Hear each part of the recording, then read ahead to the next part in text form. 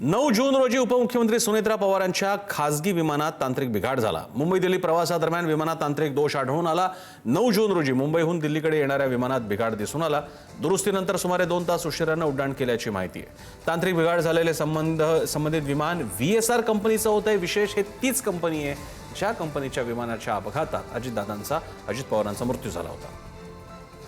संदीप राजगोळकर अधिक माहिती देण्यासाठी आपल्या सोबत आहेत। संदीप, हा पहिला प्रकार नाहीये। यापूर्वी पार्थ पवार सुद्धा त्याच VSR कंपनीच्या विमानातून प्रवास त्यांनी केला होता। तेव्हा टीका झाली, ते म्हणाले माझ्या टीमकडनं लक्षात आलं नाही, त्यांच्या कारवाई करणार आहे। आता सुनेत्रा पवार सुद्धा त्याच विमानातून प्रवास करतायत।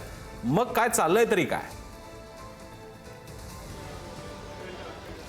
नाही प्रसन्न, आपण जर पाहायला गेलं तर VSR कंपनी पुन्हा एकदा वादात सापडलेली आहे। ज्या वेळेला तत्कालीन उपमुख्यमंत्री अजित पवार यांचा विमान अपघात घडलेला होता त्यानंतर अनेक नेत्यांनी आणि राजकीय पक्षांनी या कंपनीवर बॅन केलेलं होतं। उपमुख्यमंत्री एकनाथ शिंदे यांनी देखील या कंपनीच्या विमानातून प्रवास करणार नसल्याचं म्हटलेलं होतं। मात्र त्यानंतर ही कंपनी अजूनही काही त्याचं नाव थांबत नाही।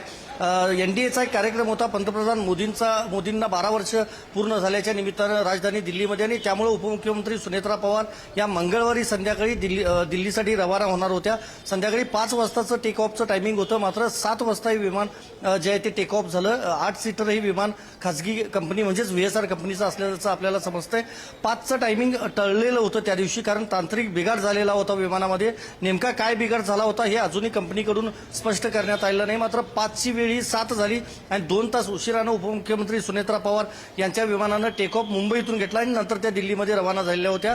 मात्र महत्त्वाचं हेच आहे की VSR कंपनीच्या विमानातच उपमुख्यमंत्री अजित पवार यांचा विमान अपघात झाला होता आणि त्यानंतर ही VSR कंपनी वारंवार ही चर्चेत येते। आमदार रोहित पवार यांनी थेट आरोप केलेले होते VSR कंपनीच्या संचालकांवर, त्याचबरोबर दक्षिण भारतातल्या काही नेत्यांवर जे TDP पक्षाशी संबंधित होते। त्यामुळे केंद्र सरकारने यामध्ये लक्ष घालावं अशी मागणी केली होती। मात्र त्यानंतर आज तागायत VSR कंपनीवर कुठलीही कारवाई झाली नाही। आणि प्रसन्न, तुम्ही सांगितल्याप्रमाणे ही VSR कंपनी अजूनही म्हणजे त्यांची जी काही बिघाड असेल विमानातला किंवा जे काही तांत्रिक मुद्दे असतील त्यातून बाहेर यायचं नाव घेत नाही। अजून किती दिवस नेत्यांना ही VSR कंपनी अशा पद्धतीनं सेवा देणार, असा खरं तर आता सवाल विचारला जातोय। हा अतिशय महत्त्वाचा प्रश्न आहे। अजून VSR कंपनीची विमानं हवेत आहेत, हा सगळ्यात मोठा प्रश्न आहे। एका महत्त्वाच्या नेत्याचं, राष्ट्रीय नेत्याचं निधन या अपघातामध्ये झालेलं आहे, ज्याच्या भोवती अनेक गूढ आहेत, तरी सुद्धा त्याच्या लायसन्सवरती परिणाम होत नाही। त्याचा मालक मोकळा फिरतोय, त्याची विमानं हवेत उडतायत। मग नेमकं बोट दाखवायचं तरी कोणाकडे? धन्यवाद तुम्ही दिलेल्या माहितीवर।